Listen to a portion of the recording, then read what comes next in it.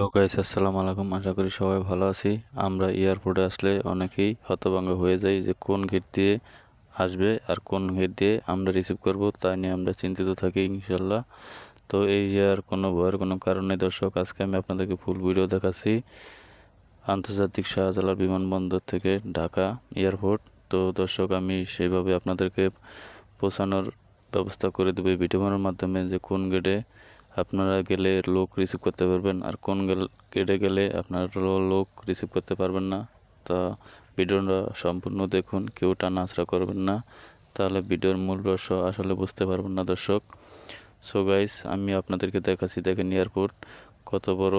তো দেখেন হাজার হাজার গাড়ি স্ট্রং হয়ে রয়েছে, এমনকি স্ট্যান্ড করে রেখেছে, কারণ এরা সবাই যে যার দেশের বাড়িতে চলে যাবে, এমনকি তার বাড়িতে সে চলে যাবে। কেউ ইটালির থেকে, মালয়েশিয়াতে, ইংল্যান্ডতে, আমেরিকাতে, সৌদিতে, আপনার বিভিন্ন দেশ থেকে এই এয়ারপোর্টে নামবে আমাদের বাংলাদেশে আন্তর্জাতিক শাহজালাল বিমানবন্দরে। তো ভিউয়ার্স, আমরা আশা করি আপনাদেরকে রিসিভ করার জন্য এই ভিডিওটা আপনাদের কাজে লাগবে। খুব সহজে এবং খুব দ্রুতভাবে আপনার লোককে রিসিভ করে নিয়ে চলে যেতে পারবেন আপনার দেশের বাড়িতে। তো ভিউয়ার্স, এই ভিডিওটা কেউ টানাছাড়া করবেন না, তাহলে ভিডিওর মূল রহস্য বুঝতে পারবেন না।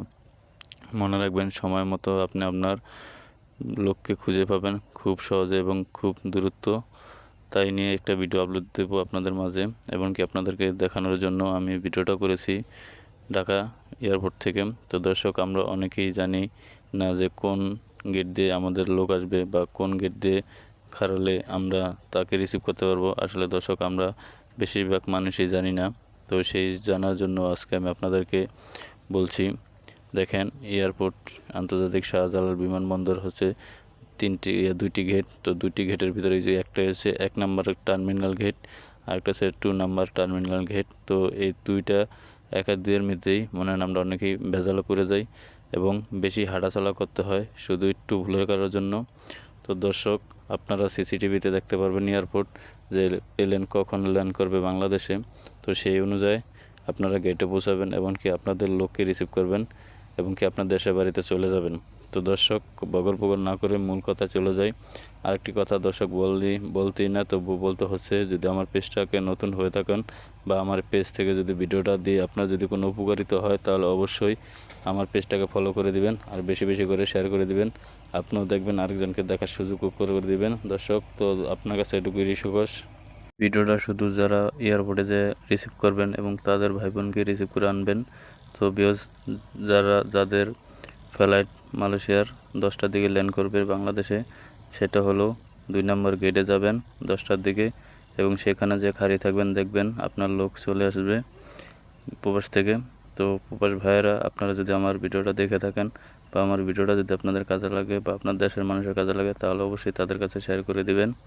আর দ্বিতীয় কথা হচ্ছে, যারা মনে করেন যে 12টা 1টার দিকে ল্যান্ড করবে যে প্লেন, সেটা হচ্ছে 1 নম্বর গেটে, অবশ্যই যে দাঁড়িয়ে থাকবেন। ইনশাল্লাহ আপনার লোককে খুঁজে পাবেন অতি দ্রুত এবং সঠিকভাবে পেয়ে যাবেন, এবং কি গাড়ি করে দেশের বাড়িতে চলে যেতে পারবেন। সো ভিউয়ার্স, আমি রাত্রিবেলা ভিডিও করেছি। তো দর্শক, আশা করি ভিডিওটা আপনাদের কাজে লাগবে। তো দর্শক, সবাই আমার ভিডিওটাকে বেশি বেশি করে শেয়ার করে দেন। দেখুন, আমি এয়ারপোর্টের ভিতরে যে খুব সুন্দরভাবে একটা ভিডিও তৈরি করেছি আপনাদের মাঝে এবং আপনাদের উপকারিতার জন্য এবং কাজে লাগার জন্য। তো দর্শক, আমরা অনেকেই ভুল করে থাকি যে কোন গেটে দিয়ে দাঁড়িয়ে থাকবো এবং কোন গেট দিয়ে আমাদের লোক আসবে। তো চিন্তার কোনো বিষয় না দর্শক। 10টার দিকে যেই কটা প্লেন ল্যান্ড করবে, আপনারা অবশ্যই 2 নম্বর গেটে যে দাঁড়িয়ে থাকবেন। আর যাদের 1টা 1:30টার দিকে ল্যান্ড করবে, তারা অবশ্যই 1 নম্বর গেটে দিয়ে দাঁড়িয়ে থাকবেন। দেখবেন আপনার অতি দূরত্ব আপনার লোককে কাছে পাবেন এবং আপনি অতি শীঘ্রই লোককে নিয়ে আপনার দেশের বাড়িতে চলে যেতে পারেন। নেক্সট টাইমে আরও সুন্দরভাবে ভিডিও করে আপনাদেরকে উপহার দেবো ইনশাল্লাহ।